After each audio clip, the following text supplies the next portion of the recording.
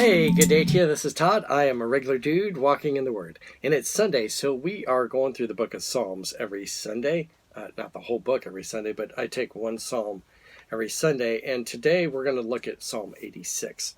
Psalm 86 is, I've entitled this, "The Scales Are Not Balanced, Yet God Still Gives." Imagine with me, you have the scales. You have God and you have myself, okay? And you think, a lot of times we think that the scale is balanced. I have God here and I'm equal with God, okay? And we think that's balanced. Far, far cry from reality, okay? God is way up here and I am down here, okay? And this psalm portrays this really well. Yet, because God is up here and I'm down here and I need all the help I can get, God still gives me that help. We're not equal with God still, but he's still a giving God, even though he's, the balance is not equal. We're not equal, yet he still gives to us and takes care of us. So let me read this, and you're going to see here, even in the first verse, how this plays out. It says this, Psalm 86, "Hear me, Lord, and answer me, for I am poor and needy." Okay, that is about all that he will say here. And this is a prayer of David, by the way.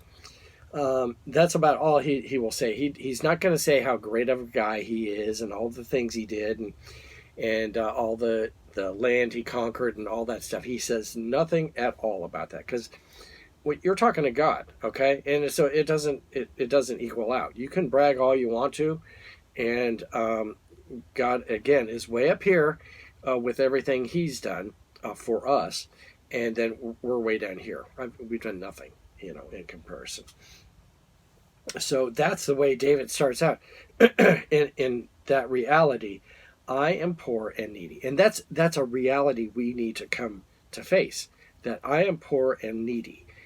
It doesn't matter how much money I have and all the house and all this other stuff. I am poor and needy. I need salvation through Jesus. All right. So that's the first verse there. It says, "Guard my life, for I'm faithful to you. Save your servant who trusts in you. You are my God. Have mercy on me, for I call to you all day long.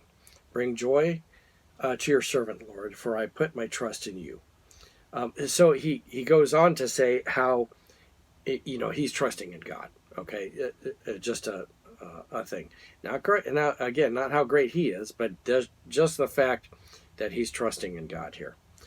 Now let me go here to verse 5. You, Lord, are forgiving and good, abounding in love to all who call on you. And these are verses where he's given praise to God and pointing out how great God is. Okay, he's a forgiving and good, abounding in love to all who call on you. Okay, I'm not abounding in love to everybody who calls on me, that's for sure, but God is. Verse 6, "Hear my prayer, Lord. Listen to me when I cry for mercy. When I'm in distress, I call to you because you answer me. Among the gods there is none like you, Lord. No deeds can compare with you. All the nations you have made will come and worship before you, Lord.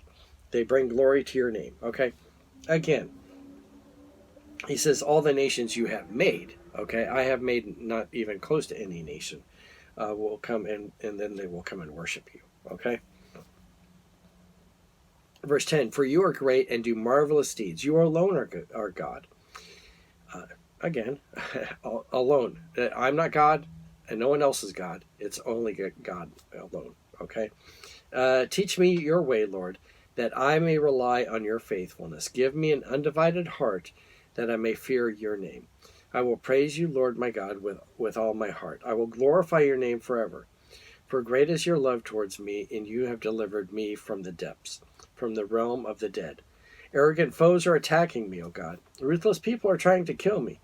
They have no regard for you. But you, Lord, are a compassionate and gracious God, slow to anger, abounding in love and faithfulness."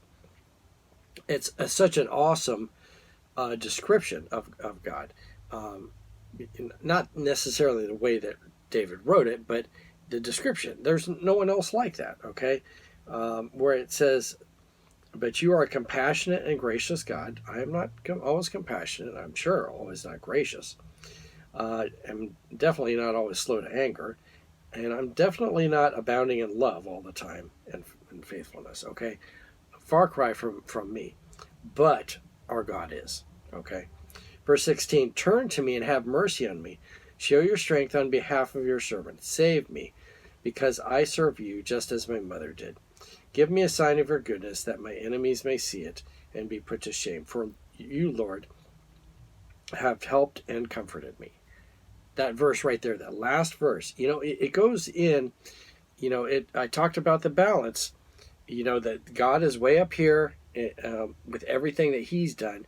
Everything that I've done is like nothing. Okay, it's down here flat. And he starts out that way saying, I'm poor and needy, so I'm down here. But then he goes through this psalm saying really how great God is. Okay, but that last verse there, where it says, that, give me a sign of your goodness, that my enemies may see it and be put to shame. But this last thing here, for you, Lord, have helped me and comforted me. Okay, David has already experienced the help and comfort already in the past.